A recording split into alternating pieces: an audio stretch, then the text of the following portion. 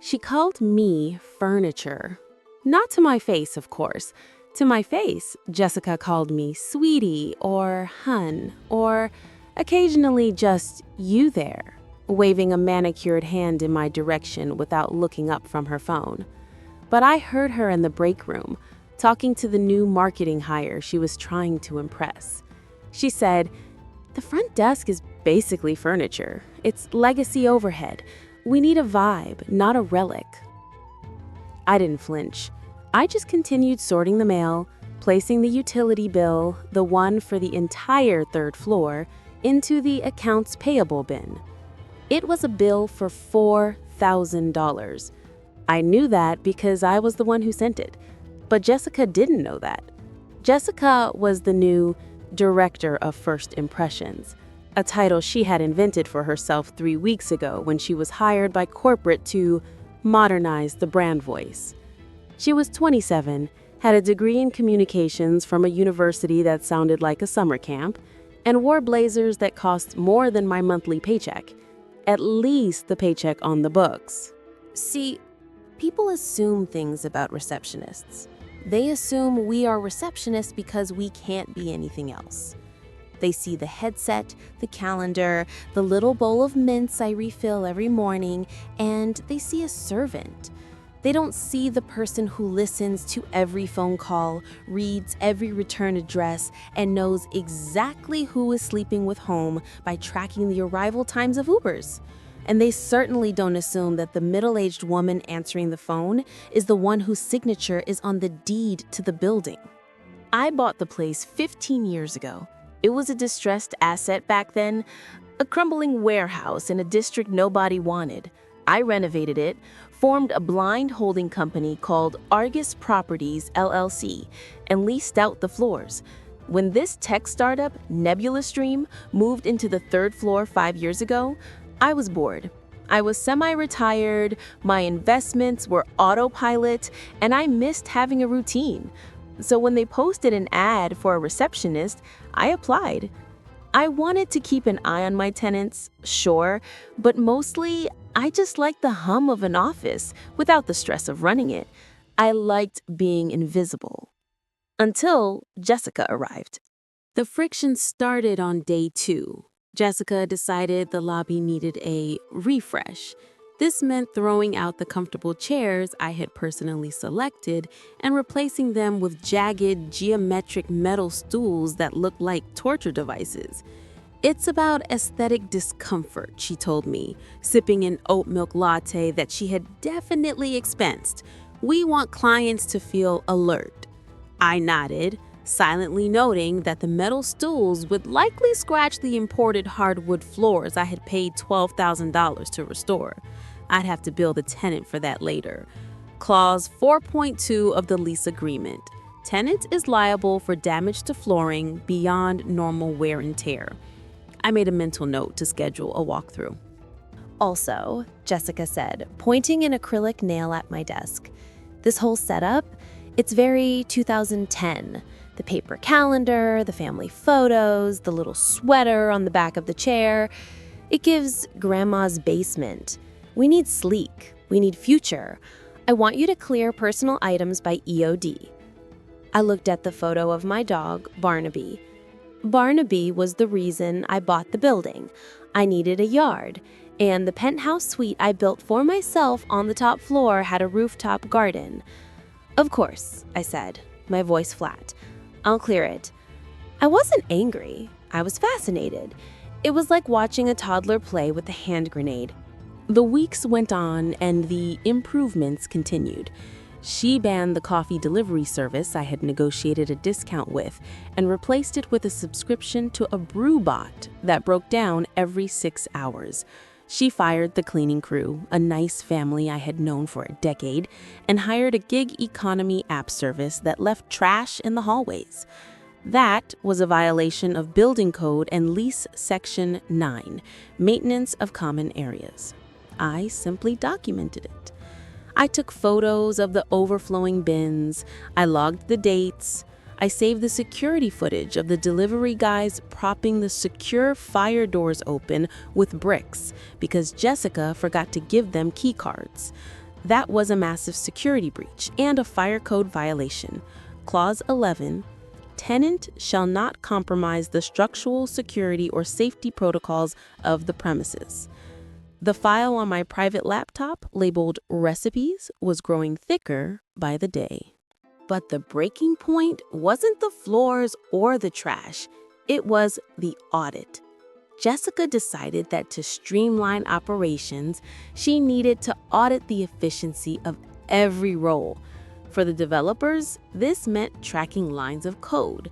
For sales, call volume. For me, she literally stood behind my desk with a stopwatch. "Pick up the phone," she'd say. I'd pick it up. 3 seconds, she'd mutter, typing into her iPad.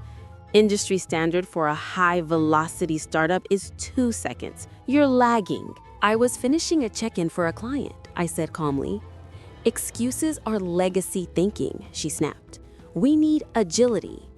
Also, why are you greeting the courier by name? It wastes time. Sign here, leave it. That's the interaction. You spent 45 seconds asking about his weekend. That's company time theft. I stared at her. Gary has been delivering packages here since before you were in high school. He prioritizes our mail because I ask about his weekend. Gary is a vendor, she said, rolling her eyes. He's not a stakeholder. Cut the chatter. That afternoon, she called a team meeting, the all-hands sync. I usually sat in the back and took notes, but today, Jessica stopped me at the door of the glass-walled conference room. "Oh, sweetie, no," she said, loud enough for the CEO, Mark, to hear. Mark was a nice guy, brilliant engineer, but terrified of conflict. He looked down at his shoes.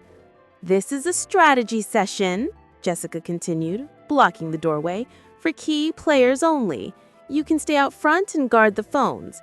Maybe practice picking them up faster." A few of the junior developers giggled. The humiliation was the point.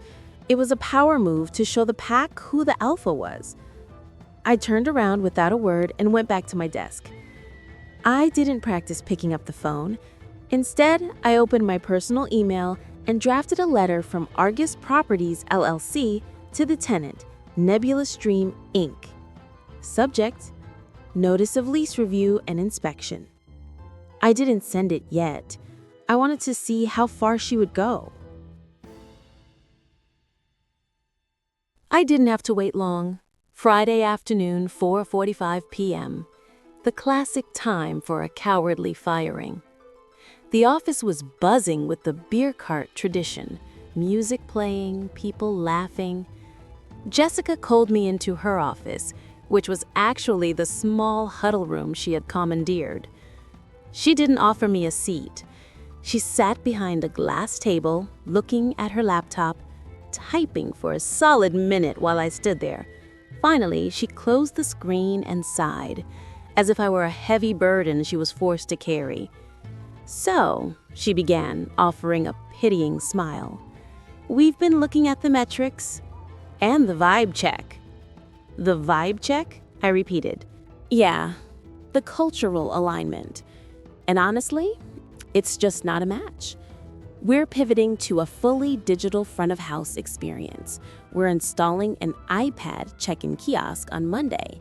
It's cleaner, it's cheaper, and it doesn't talk about the courier's weekend." She laughed at her own joke. "So, we're going to have to let you go, effective immediately." I stood very still. "You're firing me because I talked to the courier?"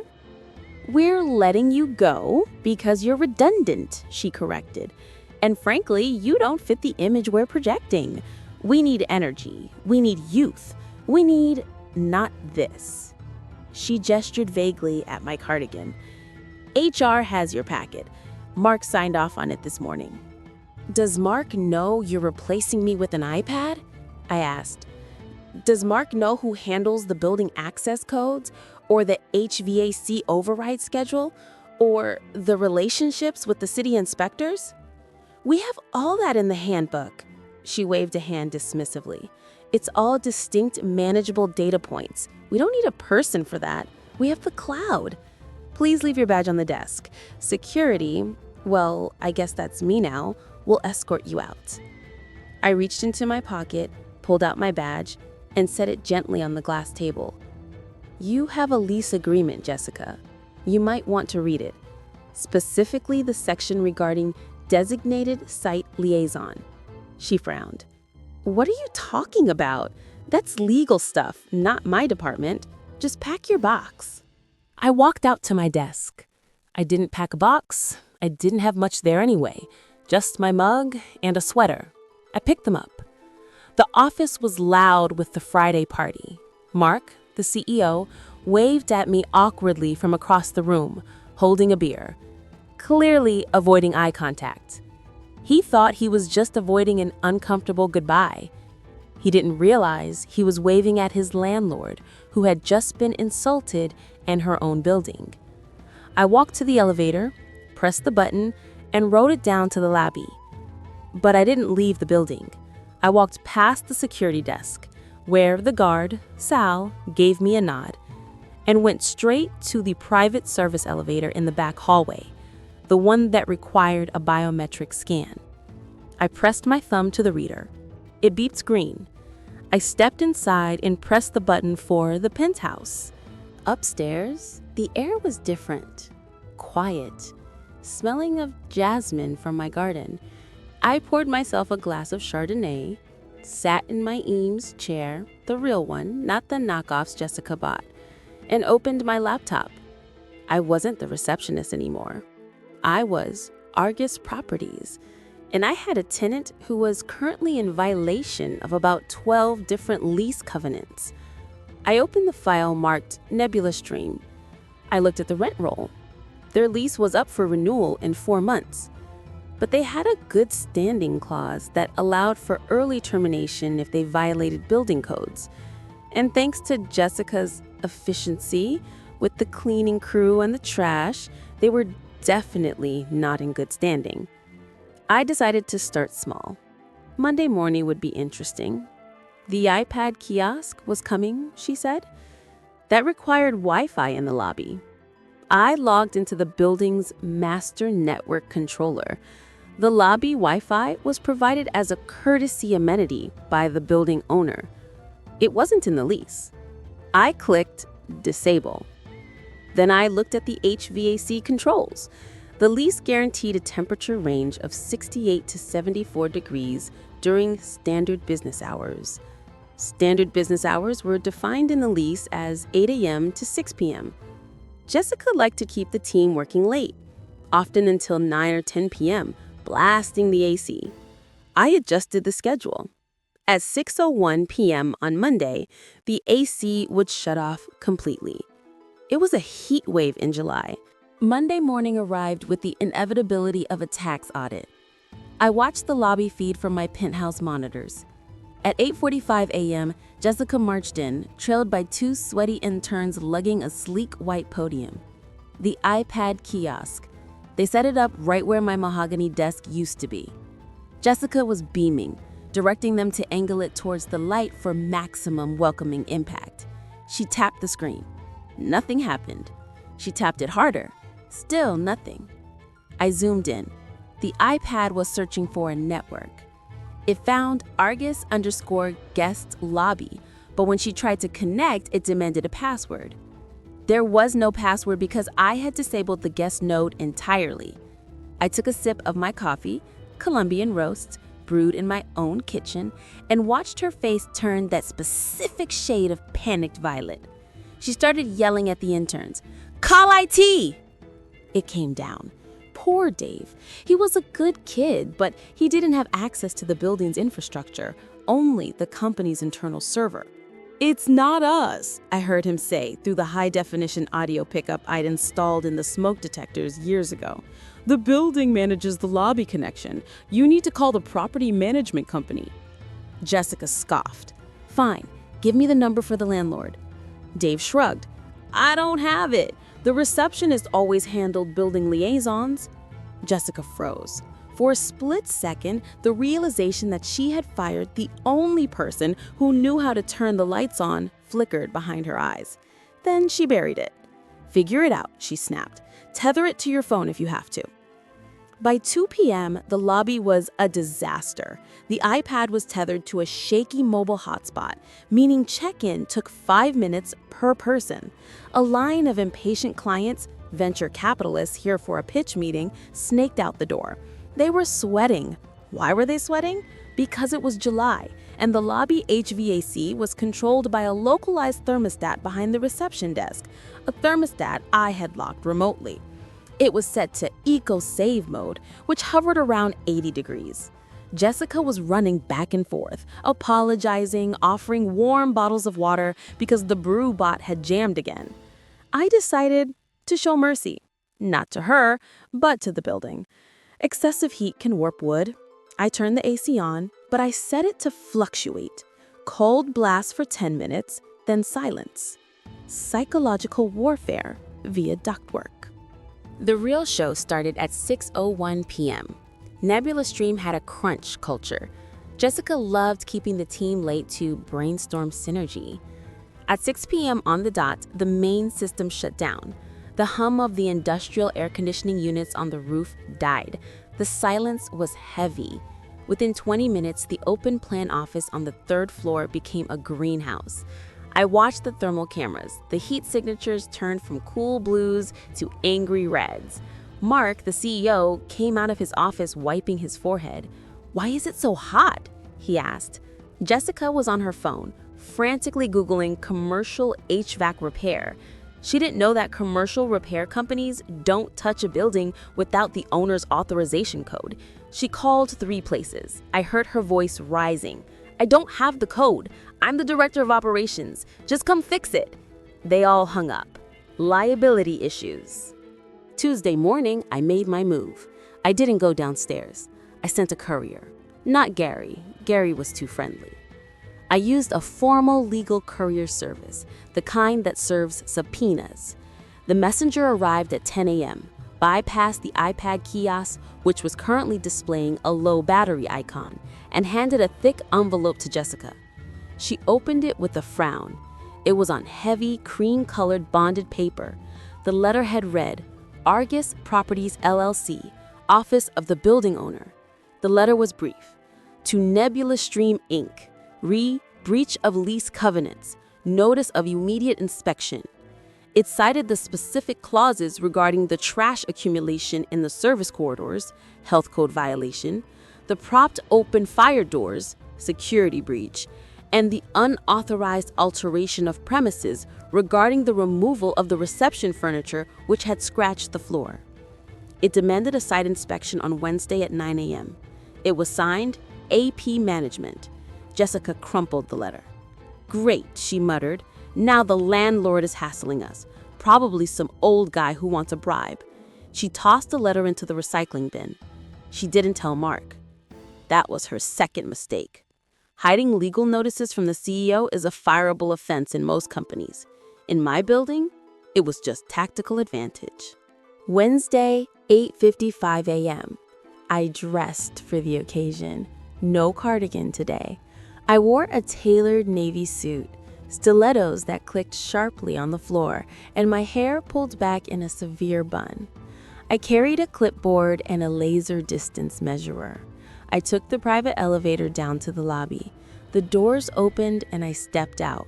The lobby was empty, except for the broken iPad and a pile of boxes Jessica had left near the door. The floor was scuffed. I clicked my tongue, making a note on my clipboard. I walked to the security doors. Sal, the guard, looked up. His eyes went wide. He started to stand up, a grin breaking across his face. I held up a finger to my lips. "Strictly business today, Sal," I whispered. He winked and buzzed me through. I walked straight to the elevator and went up to the 3rd floor. The doors opened onto the Nebula Stream reception area, or what was left of it. The vibe was chaotic. It was already 80 degrees inside. People were using legal pads as fans. I walked through the glass doors. Jessica was standing near the kitchen, lecturing a junior designer about commitment to the vision. She saw me. Her face went through a complex journey: confusion, recognition, and finally indignation. She stormed over, her heels clacking unevenly. "Excuse me?" she said, her voice high and tight. "What are you doing here? You don't work here anymore. Security." She looked around for Sal, but Sal wasn't on this floor. "You need to leave now, or I'm calling the police for trespassing." I didn't stop walking. I walked right past her to the wall where the fire extinguisher box was blocked by a stack of promotional yoga mats. I clicked my pen and wrote on my clipboard, "Fire code violation, obstructed safety equipment. Fine, $500 per day." "Are you deaf?" Jessica grabbed my arm. "A fatal error. You never touch the inspector." I stopped. I looked at her hand on my sleeve, then up at her face.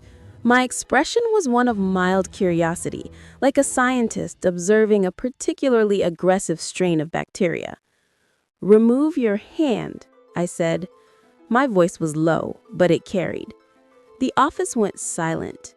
The junior designer stopped typing. "You're trespassing," Jessica hissed, dropping her hand but stepping into my personal space. "You're a disgruntled ex-employee. This is pathetic. Go home, Grandma." "I am conducting a site inspection pursuant to Article 14 of your lease agreement," I said, holding up the clipboard. "You received notice yesterday at 10 a.m. You failed to confirm, which under Clause 14.c grants the landlord immediate right of entry." Jessica laughed. It was a brittle, nervous sound. You're the inspector? Did you get a new job working for the building? That's hilarious. You're trying to cite us?" She turned to the room, arms wide. "Everyone, look. The receptionist is back and she thinks she's the building police." Mark came out of his office. He looked exhausted. His shirt was unbuttoned at the collar because of the heat. "What is going on?" he asked, rubbing his temples. "Jessica, why is... Dana, is that you?" "Dana is trespassing," Jessica said. "I'm handling it." "I'm not Dana right now," I said to Mark, ignoring Jessica. "I am the representative for Argus Properties. Mark, your director of operations, has committed 7 distinct lease violations in the last 10 days. Specifically, the destruction of lobby flooring, the accumulation of combustible waste in the egress corridors, and the disabling of the building's security protocols by propping open the rear delivery doors." Mark looked at Jessica. "Is that true?" "She's lying," she shrieked. "She's just bitter because I fired her. She's making this up." "I have photos," I said calmly, "time-stamped from the security feed. Also, Mark, did you know your unauthorized removal of the lobby furniture voided the Class A building status clause in your rental agreement? That status is what allows you to claim certain tax credits from the city. You just lost those." Mark went pale. "Wait, how do you know about our tax credits?" "Because I wrote the lease," I said. Jessica snorted. "You wrote the lease? You answered the phones. You sorted the mail. Stop pretending." I turned to Jessica. "I answered the phones because I was bored. I sorted the mail because I like order. And I own this building, Jessica. Every brick, every wire, and every inch of this floor you're standing on." The silence that followed was absolute. It was the kind of silence where you can hear the air conditioning not working. "Bullshit," Jessica whispered, but her eyes were darting around, looking for an exit. "Argus Properties," Mark murmured. "Argus. In Greek mythology, Argus is the all-seeing giant." He looked at me. "Dana, Argus, you own the holding company." "Correct. And as of this morning, Nebula Stream is in default. I have drafted an eviction notice. You have 30 days to vacate, unless..." I let the word hang there. "Unless what?" Mark asked, stepping forward, pushing Jessica slightly aside. He was desperate. Moving a tech company is a nightmare. It costs millions. The server migration alone would bankrupt them. Unless the breach of operational competency is rectified immediately, I said. Clause 22. Landlord reserves the right to demand removal of any tenant personnel deemed a hazard to the property or its management. That's not a real clause, Jessica stammered. It is, I lied. Well, it was a broad interpretation of the nuisance clause, but they didn't know that. They hadn't read the lease. The breach is specific to the negligence demonstrated by your operations director. Her actions have damaged my asset. She goes, or the lease goes. Mark looked at Jessica. Jessica looked at Mark. She saw the calculation happening behind his eyes. He was doing the math. One director of first impressions versus a 10-year lease in a prime location with a below market rate I had given them because I liked the previous CEO. Mark, Jessica pleaded, you can't listen to her. She's the receptionist. She's the landlord, Mark said. His voice was cold. And she's right. The Wi-Fi is down, the AC is off, the place is a mess. You said you handled it. Jessica started. Pack your box, Mark said. Effective immediately. Jessica stood there, mouth open. It was a beautiful look on her, but I wasn't done. I didn't just want her fired. I wanted the lesson to stick.